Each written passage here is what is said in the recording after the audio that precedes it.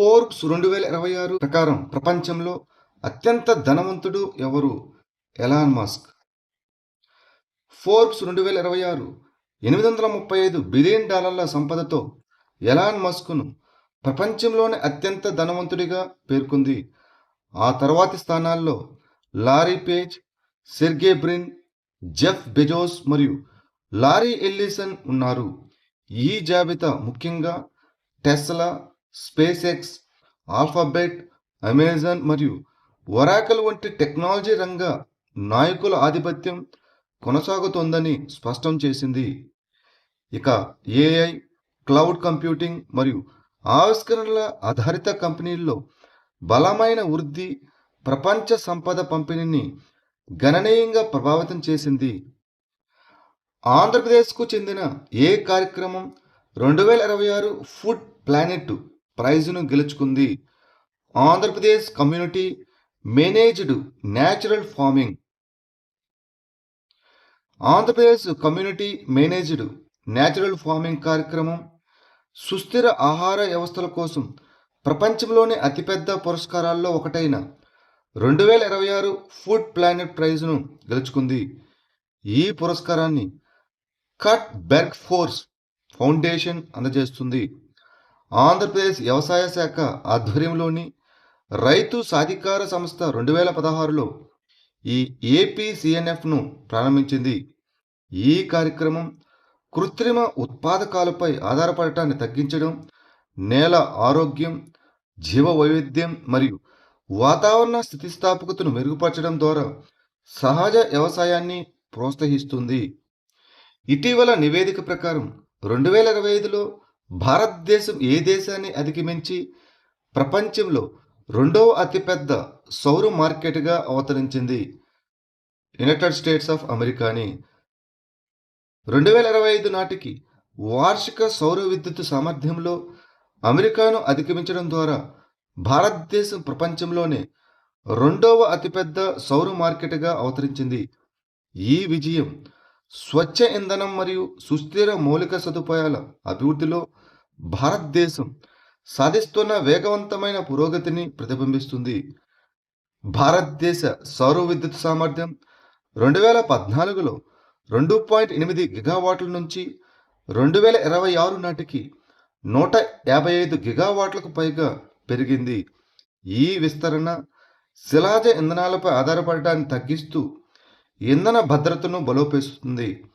అయితే మొదటి స్థానంలో చైనా, రెండవ స్థానంలో భారతదేశం, మూడవ స్థానంలో అమెరికాలు నిలిచాయి. ఇండియా ఏఐ డేటా ల్యాబ్ను స్థాపించిన భారతదేశపు మొట్టమొదటి ప్రైవేట్ విశ్వవిద్యాలయం ఏది? చండీగఢ్ విశ్వవిద్యాలయం. ఇంటెల్ ఇండియా సహకారంతో ఇండియా ఏఐ డేటా ల్యాబ్ను స్థాపించిన భారతదేశంలోని మొట్టమొదటి ప్రైవేట్ విశ్వవిద్యాలయంగా చండీగఢ్ విశ్వవిద్యాలయం నిలిచింది. ఆర్టిఫిషియల్ ఇంటెలిజెన్స్, డేటా సైన్సు మరియు వర్ధమాన సాంకేతికతలో పరిశ్రమకు సంబంధించిన నైపుణ్యాలను అందించడం ద్వారా విద్యార్థుల ఉపాధి అవకాశాలను మెరుగుపరచడమే ఈ ల్యాబ్ యొక్క లక్ష్యం. ఐక్యరాజ్యసమితి సర్వసభ్య సమావేశం యుఎన్జిఏ 81వ సమావేశానికి అధ్యక్షుడిగా ఎవరు ఎన్నికయ్యారు? ఖలీలుర్ రెహమాన్, బంగ్లాదేశస్థుడు. ఐక్యరాజ్యసమితి సర్వసభ్య సమావేశం 81వ సెషన్కు ఖలీలుర్ రెహమాన్ అధ్యక్షుడిగా ఎన్నికయ్యారు. రెహమాన్ 1 సంవత్సరం కాలానికి సెప్టెంబర్ 2026లో పదవి బాధ్యతలను స్వీకరిస్తారు. ఐక్యరాజ్యసమితి ప్రాంతీయ భ్రమణ వ్యవస్థ ప్రకారం 81వ సర్వసభ్య సమావేశ అధ్యక్ష పదవిని ఆసియా పసిఫిక్ గ్రూపుకు కేటాయించారు. గతంలో 41వ సెషన్లో హుమాయూన్ రషీద్ చౌదరి అధ్యక్షుడిగా ఉన్నప్పుడు బంగ్లాదేశ్ సర్వసభ్య సమావేశ అధ్యక్ష పదవిని నిర్వహించింది. రాష్ట్రంలో అక్రమంగా నివసిస్తున్న బంగ్లాదేశీ జాతీయులపై గుజరాత్ పోలీసులు ప్రారంభించిన ఆపరేషన్ పేరు ఏమిటి? Operation delta hunt. రాష్ట్రంలో అక్రమంగా నివసిస్తున్న బంగ్లాదేశీ జాతీయులను గుర్తించి వారిపై చర్య తీసుకోవడానికి గుజరాత్ పోలీసులు ఆపరేషన్ డెల్టా హంట్‌ను ప్రారంభించారు. ఈ ఆపరేషన్‌లో భాగంగా 362 మంది బంగ్లాదేశీ జాతీయులను అరెస్టు చేయగా 782 మందికి పైగా అనుమానితులను విచారిస్తున్నారు. ఈ ఆపరేషన్ అక్రమ వలసల నెట్వర్క్లను, జాతీయ భద్రతకు ముప్పుగా భావించే వ్యక్తులను లక్ష్యంగా చేసుకుంది. గుజరాత్ పోలీసులు ఈ ఆపరేషన్ కోసం సాంకేతికతను, మానవ నిఘాను ఉపయోగిస్తున్నారు. ధర్మశాలలో మెడిటేషన్స్ ఆడియో బుక్‌ను గ్రామీ అవార్డు ఎవరు అందుకున్నారు? దలైలామా. దలైలామా 2026 జూన్‌లో ధర్మశాలలోని తన నివాసంలో meditations the reflection of his holiness the Dalai Lama అనే ఆడియో బుక్‌కు గాను గ్రామీ అవార్డును అందుకున్నారు. ప్రపంచ సామరస్యాన్ని ప్రోత్సహించడంలో ఆధ్యాత్మిక మరియు కళాత్మక సహకారం యొక్క పాత్రను నొక్కిచెబుతూ శాంతి, కరుణ మరియు ఐక్యత సందేశాలకు ఈ గుర్తింపును దలైలామా అంకితం చేశారు. భారతదేశం ఇటీవల విజయవంతంగా నిర్వహించిన రుద్ర M2 అనగా ఏమిటి? ఇదొక గాలి నుంచి భూమికి ప్రయోగించే క్షిపణి అనగా air to surface missile. June 2, 2026న రక్షణ పరిశోధన మరియు అభివృద్ధి సంస్థ DRDO మరియు భారత వైమానిక దళం IAF కలిసి అధునాతన స్వదేశీ గగనతల భూతల ఖచ్చితత్వపు ఆయుధమైన రుద్ర M2ను అనే క్షిపణిని విజయవంతంగా పరీక్షించాయి. ఈ క్షిపణి నిర్దేశిత భూలక్ష్యాన్ని ఖచ్చితంగా ఛేదించి దాని గైడెన్స్, నావిగేషన్, ఫ్లైట్ కంట్రోల్ మరియు టార్గెట్ అక్విజిషన్ వ్యవస్థలను ధృవీకరించింది. భారతదేశపు సుదూర ఖచ్చితత్వపు అటాక్ సామర్థ్యాన్ని బలోపేతం చేస్తుంది. యుద్ధ విమానాలకు దూరస్థ దాడి ఎంపికలను మెరుగుపరుస్తుంది. హస్తకళ సేతు యోజనని ఏ రాష్ట్ర ప్రభుత్వం ప్రారంభించింది? గుజరాత్. సాంప్రదాయ కళలు మరియు చేతివృత్తులను బలోపేతం చేయడానికి, కళాకారులకు మార్కెట్ అవకాశాలను మెరుగుపరచడానికి గుజరాత్ హస్తకళ సేతు యోజనని 2020లో ప్రారంభించారు. ఈ పథకం ప్రారంభమైనప్పటి నుంచి 102 కోట్లకు పైగా అమ్మకాలను నమోదు చేయడంతో పాటు 50,000కు పైగా ఉపాధి అవకాశాలను కల్పించింది. మొదట 3 ఏళ్ల కోసం ప్రారంభించిన ఈ పథకాన్ని కోవిడ్-19 మహమ్మారి కారణంగా ఏర్పడిన అంతరాయాల వల్ల తర్వాత 2025-26 వరకు పొడిగించారు. బ్యాంకింగ్ వ్యవస్థలో క్వాంటం భద్రత కోసం క్యూ-సేఫ్ కమిటీని ఏ సంస్థ ఏర్పాటు చేసింది? Reserve bank of India RBI. Reserve bank of India quantum secure and adaptive financial ecosystem అనగా క్యూ-సేఫ్ అనే పేరుతో 8 మంది సభ్యులతో కూడిన నిపుణుల కమిటీని ఏర్పాటు చేసింది.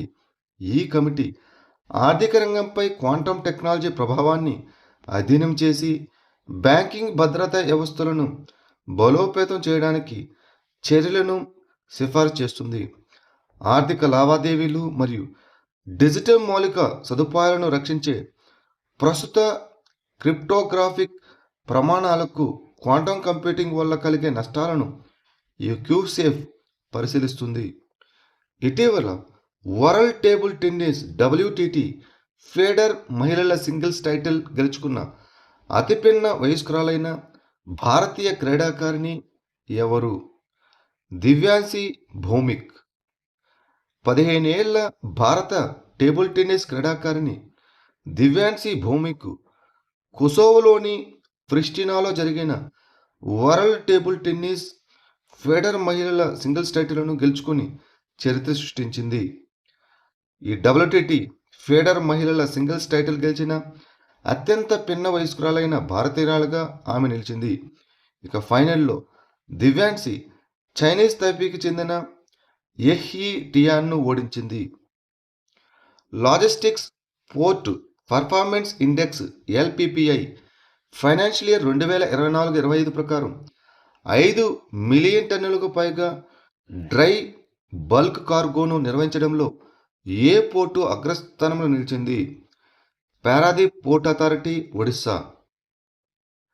ఇటీవల కేంద్ర ఓడరేవులు, నౌకాయానం మరియు జలమార్గాల మంత్రిత్వ శాఖ 4 ప్రధాన డిజిటల్ కార్యక్రమాలతో పాటు 2024-25 ఆర్థిక సంవత్సరానికి లాజిస్టిక్స్ పోర్ట్ పనితీరు సూచికను ప్రారంభించింది. 5 మిలియన్ టన్నులకు పైగా నిర్వహించే డ్రై బల్క్ కార్గో విభాగంలో పారాదీప్ పోర్ట్ అథారిటీ, ఇది ఒడిశాలో ఉంది, అగ్రస్థానాన్ని కైవసం చేసుకుంది. ఇక లిక్విడ్ బల్క్ కార్గో విభాగంలో Sikka port and terminals limited, ఇది గుజరాత్లో ఉంది, ఇది మొదటి స్థానంలో నిలిచింది. భారతదేశ మొట్టమొదటి స్వదేశీ హైడ్రోజన్ ఫ్యూయల్ సెల్ ఆధారిత రైలు ఏ రైల్వే సెక్షన్లో నడుస్తున్నది? జింద్ నుంచి సోనిపట్ వరకు. హర్యానాలోని నార్థన్ రైల్వేకి చెందిన జింద్ టు సోనిపత్ సెక్షన్లో భారతదేశపు మొట్టమొదటి స్వదేశీ హైడ్రోజన్ ఫ్యూయల్ సెల్ ఆధారిత రైలును ప్రవేశపెట్టడానికి భారతీయ రైల్వే సిద్ధమవుతున్నది. 1200 కిలోవాట్ల హైడ్రోజన్ ఫ్యూయల్ సెల్ ప్రొపల్షన్ సిస్టమ్ను ఉపయోగించి 10 బోగీలు గల ఈ హైడ్రోజన్ ఆధారిత రైలు గంటకు 75 కిలోమీటర్ల గరిష్ట వేగంతో ప్రయాణిస్తుంది. Hydrogen fuel cell technology hydrogen ఉపయోగించి విద్యుత్తును ఉత్పత్తి చేస్తుంది. పుణ్యశ్లోక్ అహల్యాదేవి హోల్కర్ షట్కారి కర్జ్మాఫీ యోజన్ని ఏ రాష్ట్ర ప్రభుత్వం ప్రారంభించింది? మహారాష్ట్ర. రైతులకు వ్యవసాయ రుణాల నుంచి ఉపశమనం కల్పించడానికి మహారాష్ట్ర మంత్రివర్గం పుణ్యశ్లోక్ అహల్యాదేవి హోల్కర్ షట్కారి కర్జ్మాఫీ యోజన్ని ప్రారంభించింది. ఇది ఒక్కో రైతుకు 2 లక్షల వరకు ఉన్న బకాయి పంట రుణాలను మాఫీ చేస్తుంది. తమ రుణాలను క్రమం తప్పకుండా తిరిగి చెల్లించిన రైతులకు 50,000 రూపాయలు ప్రోత్సాహకం లభిస్తుంది. ఏప్రిల్ 1, 2019 నుంచి మార్చి 31, 2025 మధ్య తీసుకున్న స్వల్పకాలిక పంట రుణాలకు ఈ రుణమాఫీ వర్తిస్తుంది. నిర్భయ రహో కార్యక్రమాన్ని ఏ మంత్రిత్వ శాఖ ప్రారంభించింది? పంచాయతీరాజ్ మంత్రిత్వ శాఖ, the ministry of Panchayati Raj. Panchayati Raj మంత్రిత్వ శాఖ ఆధ్వర్యంలో హింస నుంచి స్వేచ్ఛపై 3 రోజుల శిక్షకుల శిక్షణా కార్యక్రమం 2026 మే 25, 27 తేదీల్లో న్యూఢిల్లీలో నిర్వహించబడింది. ఈ కార్యక్రమం నిర్భయ రహో ఇనిషియేటివ్ కింద నిర్వహించబడింది. పంచాయతీరాజ్ మంత్రిత్వ శాఖ నిర్భయ రహో ఇనిషియేటివ్ను ప్రారంభించింది. ఇది మహిళల భద్రత, చట్టపరమైన అవగాహన, లింగ సున్నితత్వం మరియు సంస్థాగత సహాయ వ్యవస్థల గురించి ఎన్నికైన మహిళల ప్రతినిధులు మరియు పంచాయతీ సభ్యుల సామర్థ్య నిర్మాణంపై దృష్టి సారించింది.